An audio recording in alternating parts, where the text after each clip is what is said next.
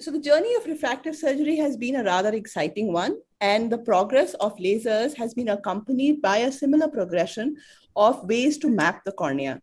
Starting from a humble keratometer, which projected Myers on the central cornea and captured only 6% of the surface, we went on to Placido-based systems where you reflected the Myers on the anterior corneal surface and got about 60% of the surface mapped into what was a curvature map. We then moved from topography to tomography using elevation-based systems. Most common, the initial one was the OBSCAN, and now most commonly used is the Pentacam. So the difference was really moving from a curvature assessment to that of a elevation-based assessment of the anterior and the posterior surface. The posterior surface obviously came into the limelight because it was said that you have to spot weakness in the posterior surface to rule out subclinical keratoconus. So what was the difference of topography and tomography? And some Placido-based systems tried to capture the elevation also. So when we look at elevation and curvature, it is not really possible to derive elevation from curvature because it's like going backwards from a derivative to an integral. But you can get some data about curvature from elevation because from the integral, you're moving to the derivative. Of course, the curvature is very important because it gives us a lot of information which we used even in topo-guided LASIK, and the anterior surface curvature is very important in terms of refractive considerations. It comes with the downside, of course, because it makes certain assumptions like using the Gulstrand reduced eye, and therefore requiring a scan which, if displaced due to factors like a decentered scan or a large angle kappa, can give you a distorted image like this.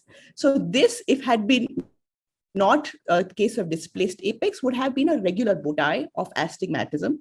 But with a displaced apex or a decentered scan, you see that this manifests as an asymmetric bow tie, which may point out to keratoconus. So this fallacy has to be taken into account, and the elevation map that you see here, the anterior elevation map being pulled down, is pointing to the fact that this topographic map has this artifact of a displaced apex. So as we moved from topography to elevation-based systems, we've used the slit scan system of the OBSCAN and the Scheimpflug imaging of the Pentacam and various newer devices. The OBSCAN 2Z, the OBSCAN 2 stands for using the slit scanning along with the Placido system, using 20 slits from both sides projected onto the corneal surface, and using the triangulation method, calculating the anterior and the posterior elevation, using the Placido, getting the curvature map, and the differential of the anterior and the posterior system gave you the thickness. The problem with the OBSCAN was its unreliability, particularly post-LASIK, and large amount of that was that a lot of data from the anterior surface were used to extrapolate the posterior surface.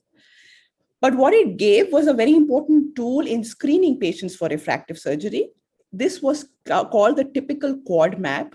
It had 4 elements: the anterior elevation profile, the posterior elevation profile, the curvature map, and the pachymetry map.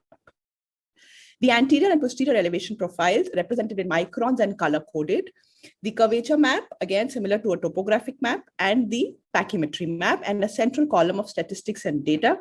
You see here that the posterior elevation, if there's a hotspot, a 50 micron was taken as a rough guideline, but numbers are not as important as patterns. But it was a 50 micron elevation at the posterior hotspot, which was said to be something you need to watch out for and not take up for LASIK or keratorefractive surgery. We then moved on to the Scheimpflug way of imaging. When we are capturing an image using a simple camera, the plane of the image and the object are parallel. And when you try and capture, for example, a photograph, a page which is inclined, a part of it will be in focus and a part of it will be defocused.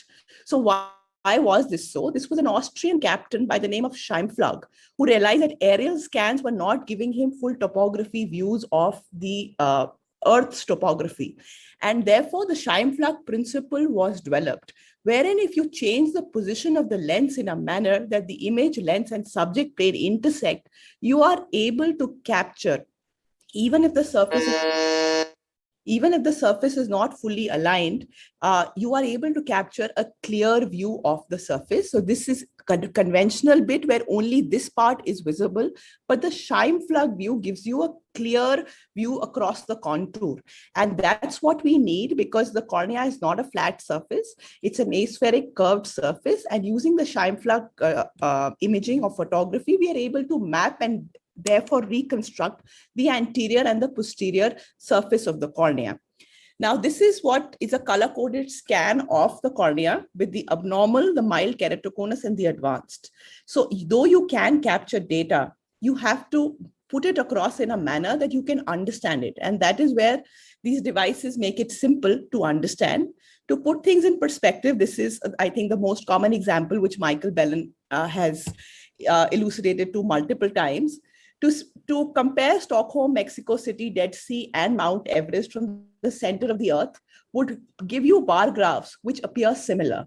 But to put things in perspective, if we compare their elevation from a reference of sea level, we know that Mount Everest is a rather high point. The Dead Sea is a depressed area below the sea level, and Mexico City is higher, and Stockholm is on the sea level. So we've established a perspective by giving a reference. This is what the map also does. For example, we are very short of time. I mean, you might have to conclude quickly.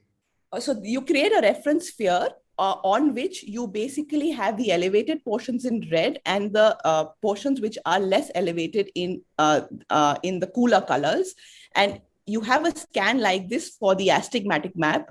You see here that the area which is elevated is going to be represented by a warmer color, and the area which is depressed will be represented by a cooler color. And you will see here in the elevation map, you have chosen the sphere. You can also use toric ellipsoids, which will fit better into astigmatism, but a sphere is chosen so as to mask abnormalities, so as to not mask abnormalities and bring out the cone. You also see here that it is the 8 mm zone which is used. That is the default zone, because that helps you create a best fit sphere again, which doesn't become too flat the periphery. This is the display, which is the 4 map refractive display, the anterior posterior elevation, the topography, and the pachymetry. You must note that there is a quality specification and a Q value that is also available. The displacement of the pachymetry from the center of the cornea. That means if a thin point is dislocated from the center is also a cause of concern.